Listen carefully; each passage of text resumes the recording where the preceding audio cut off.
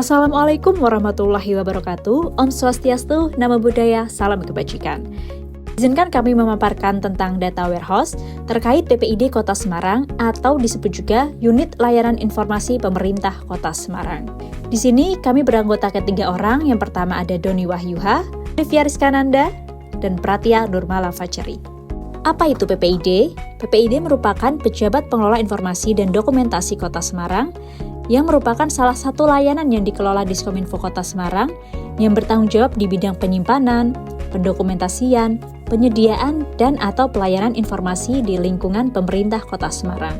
Layanan informasi oleh PPID dilakukan secara tatap muka saat jam kerja maupun secara daring, bisa melalui WhatsApp dan website PPID Kota Semarang. PPID Kota Semarang memiliki database pelayanan publik masyarakat yang berisi layanan publik di lingkup pemerintah Kota Semarang. Apa sih latar belakang dari Project Warehouse tentang PPID ini? PPID Kota Semarang setiap tahunnya menerima ribuan permohonan informasi. Hal ini menjadi perhatian bagi atasan PPID untuk membuat inovasi konten berdasarkan jenis permohonan informasi apa yang sedang banyak ditanyakan pada waktu tertentu oleh masyarakat.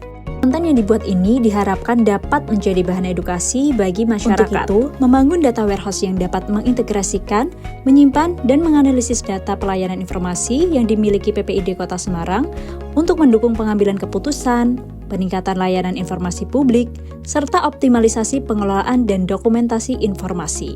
Dikarenakan hingga saat ini belum tersedianya platform untuk pengintegrasian data permohonan informasi. Lalu apa sih kebutuhan PPID terkait data warehouse? Menyediakan laporan statistik dan visualisasi, jumlah permohonan informasi berdasarkan waktu, jenis informasi yang paling banyak diminta, jumlah permohonan informasi berdasarkan wilayah, melihat pemohon dengan jumlah pemohon terbanyak, melihat instansi dengan tujuan permohonan informasi terbanyak. Berikut adalah tabel fakta permohonan informasi yang menyimpan data kuantitatif dengan tabel tanggal, nama, ID topik, topik, subtopik, deskripsi, instansi, tindak lanjut, status, dan kanal. Gambar tersebut merupakan struktur dimensi tabel dalam suatu sistem basis data atau data warehouse yang berfungsi untuk menyediakan data referensi atau kategori yang digunakan dalam analisis informasi publik. Tabel ini berisi informasi non-numerik yang mendukung tabel fakta dan terbagi menjadi 4 dimensi utama, yaitu pemohon, kanal, waktu, dan topik. Yang pertama, tabel pemohon menyimpan informasi mengenai identitas pemohon, terdiri dari kolom nama sebagai primary key atau kunci utama, alamat, area, dan kecamatan. Yang kedua adalah tabel kanal, berisi informasi tentang jalur atau media yang digunakan pemohon untuk mengajukan permohonan informasi dengan 2 atribut, yaitu kanal sebagai primary key dan tipe kanal. Selanjutnya, tabel waktu menyajikan rincian waktu untuk kebutuhan analisis periodik yang terdiri dari tanggal sebagai primary key, minggu, bulan, triwulan, semester, dan tahun. Selanjutnya yaitu tabel topik. Tabel topik digunakan untuk mendeskripsikan informasi yang diminta, meliputi ID topik sebagai primary key, topik, subtopik, deskripsi, instansi, dan tindak lanjut. Untuk menampilkan struktur star schema, yang merupakan salah satu model skema basis data yang digunakan dalam sistem data warehouse. Skema ini terdiri dari satu fact table atau tabel fakta di pusat yang terhubung dengan beberapa dimensi tabel, menyerupai bentuk bintang. Untuk penjelasan struktur star schema, yang pertama yaitu fact table berisi data utama yang akan dianalisis dan terdiri dari beberapa foreign key atau FK yang menghubungkan ke tabel dimensi. Foreign key, ID waktu, ID pemohon, ID kanal, ID topik. Ditambah dengan atribut tambahan yaitu detail topik, instansi, status. Untuk tabel dimensi yaitu waktu yang berisi atribut waktu seperti tanggal, minggu, bulan, triwulan, semester, dan tahun. Memiliki ID waktu sebagai primary key. Selanjutnya pemohon. Menyimpan data pemohon seperti nama, area, alamat, kecamatan dengan ID pemohon sebagai primary key. Selanjutnya kanal, berisi informasi jalur pengajuan seperti tipe dan nama kanal. ID kanal digunakan sebagai primary key-nya. Selanjutnya topik, berisi rincian mengenai informasi yang diminta, yaitu nama topik, subtopik, deskripsi topik, instansi, dan tindak lanjut. Dengan ID topik adalah skema ini memungkinkan analisis data secara efisien dengan menggabungkan fakta-fakta utama seperti pemohon informasi dengan data kategori yang mendetail seperti siapa yang mengajukan, kapan, melalui kanal apa, dan topik apa yang diminta. Data fisik dimensi pemohon merupakan kumpulan data informasi atau data individu yang mengajukan permohonan informasi publik ke PPID Kota Semarang. Tabel ini terdiri dari 4 atribut utama, yaitu nama, alamat, area, dan kecamatan.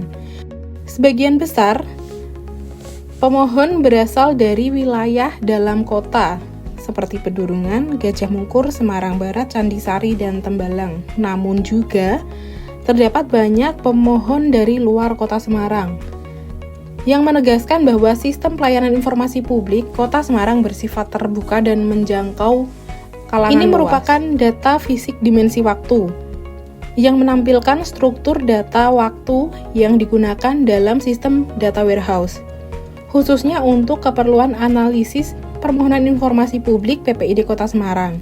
Tabel ini mencakup rincian waktu dalam satuan tanggal, minggu, bulan, triwulan, semester, dan tahun.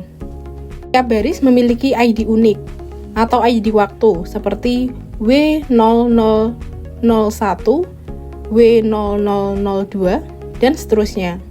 Semua data pada tabel ini merujuk ke bulan Februari 2024 yang merupakan bagian dari triwulan 1 atau TW1 dan semester 1 atau SMT1.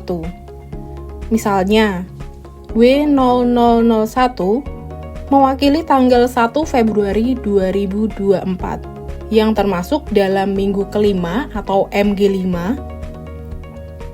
Data tersebut terus berlanjut hingga tanggal 29 Februari 2024 yang jatuh pada minggu ke-9 atau MG9. Pada data fisik dimensi kanal, menampilkan daftar kanal atau saluran yang digunakan oleh masyarakat dalam mengajukan permohonan informasi kepada PPID Kota Semarang. Tabel ini terdiri dari 2 kolom, yaitu tipe kanal dan kanal, yang menjelaskan jenis dan nama saluran komunikasi yang digunakan. Tabel data fisik dimensi topik berisi informasi rinci mengenai topik-topik permohonan informasi publik yang digunakan masyarakat ke PPID Kota Semarang. Setiap baris pada tabel ini menjelaskan sebuah topik mulai dari ID topik, nama topik, subtopik, deskripsi, hingga instansi terkait dan tindak lanjut yang perlu dilakukan. Tabel ini sangat penting dalam konteks data warehouse karena menampilkan dimensi topik yang memungkinkan pengelompokan, pencarian cepat, dan pelacakan tanggapan instansi terhadap jenis informasi yang diminta oleh publik. Struktur ini juga memudahkan penyusunan sistem informasi layanan berbasis kategori permintaan. Output data menampilkan jumlah permohonan informasi menurut kanal yang digunakan, menampilkan jumlah permohonan informasi berdasarkan wilayah. Untuk selanjutnya adalah kita akan membahas terkait tableau untuk pengelolaan data warehouse. Di sini sudah ada satu fact table yang kami masukkan, yaitu fact table permohonan informasi, kemudian ada dimensi waktu, dimensi topik, dimensi pemohon, dan dimensi kanal. Dari masing-masing dimensi ini sudah kami siapkan beberapa tampilan seperti permohonan informasi per kanal, permohonan informasi per bulan, permohonan informasi per pemohonnya, kemudian per instansinya. Dari beberapa sheet yang telah kami siapkan, kami sudah membuat beberapa dashboard. Itu yang pertama, di sini kami sudah membuat dashboard untuk total permohonan informasi secara keseluruhan. Jadi pada tahun 2024 BPID Kota Semarang menerima sebanyak 3.754 permohonan informasi. Dari jumlah 3.000 sekian ini sudah kami bagi menjadi tampilan per topik, yaitu yang dapat dilihat di sini. Topik kependudukan menempati urutan tertinggi dengan 470 permohonan informasi dalam 1 tahun, kemudian disusul oleh permintaan data, perizinan, BPJS Kesehatan, transportasi, kepolisian, dan seterusnya. Dan yang paling sedikit adalah permohonan informasi terkait PDAM umroh haji. Kemudian selanjutnya permohonan informasi yang masuk ini kita kategorikan, kita lihat secara wilayah yang mengajukan permohonan informasi. Dari sini kita lihat sudah kami tampilkan dari wilayah atau kecamatan yang memiliki permohonan informasi terkecil, yaitu wilayah Kecamatan Tugu dengan 33 permohonan informasi dalam 1 tahun. Kemudian di atasnya ada Semarang Timur, lalu Gajah Mungkur, Gayam Sari, dan seterusnya. Dan yang terbanyak secara umum memang tertampil di sini luar Semarang, karena luar Semarang ini dalam satu kesatuan, sedangkan untuk Kota Semarang dibagi menjadi beberapa kecamatan. Selanjutnya adalah tampilan untuk permohonan informasi per bulan. Pada tahun 2024, masing-masing bulan sudah kami tampilkan di sini. Dari bulan Februari sebanyak 336, bulan Maret sebanyak 277, bulan April 328, dan seterusnya sampai bulan Desember sejumlah 318. Kemudian jika dilihat dari permohonan informasi pada masing-masing kanal, BPID Kota Semarang mempunyai 4 kanal permohonan informasi, yaitu yang pertama WhatsApp, yang memang mendominasi untuk permohonan informasi, karena layanan WhatsApp yang BPID Kota Semarang miliki adalah sebuah layanan permohonan informasi yang cepat dan cukup dapat diandalkan. Kemudian yang kedua adalah Silintas, Instagram, dan ada sedikit permohonan informasi berupa tatap muka, yaitu hanya 2 saja dalam 1 tahun. Selanjutnya, jika kita lihat secara lebih detail lagi, permohonan informasi per wilayah yang masuk ke BPID Kota Semarang, sebelumnya sudah kita lihat bahwa Kecamatan Tugu dalam 1 tahun ada 33 permohonan informasi yang masuk dari Kecamatan Tugu. Nah, jika kita lihat lebih detail lagi, dari 33 permohonan informasi ini, mayoritas yang paling banyak tetap adalah topik tentang kependudukan dengan 9 permohonan informasi, kemudian perpajakan, transportasi, permintaan data, dan seterusnya. Nah, di sini kami sudah menyiapkan juga sebuah tombol option yang bisa menampilkan kecamatan dan topik yang ditanyakan. Misalkan di sini Banyumanik, dia ada 300 permohonan informasi yang kalau di breakdown menjadi perizinan ada 49, kependudukan 46, dan seterusnya sampai lowongan kerja. Atau misalkan kita lihat yang lain di Gayam Sari misalnya, ada 109 permohonan informasi yang tetap didominasi oleh permohonan informasi kependudukan. Di sini selanjutnya kami sudah menampilkan permohonan informasi berdasarkan waktunya, dimensi waktu, yaitu yang pertama kita di sini sudah menyiapkan untuk permohonan informasi berdasarkan dalam 1 tahun, kemudian kita breakdown menjadi triwulan, kita breakdown lagi menjadi bulan, dan di sini adalah angka per bulannya. Bisa kita lihat, misalkan kita ambil salah satu contoh adalah permohonan informasi terkait BPJS Kesehatan. BPJS Kesehatan dalam 1 tahun ada sejumlah 269 permohonan informasi, yang kalau kita lihat berdasarkan triwulan, di triwulan pertama dia ada 44, triwulan kedua 79, triwulan ketiga 92, dan triwulan keempat 54. Kemudian kalau dilihat per bulan, dia di bulan Februari ada 32, dan seterusnya sampai di bulan Desember.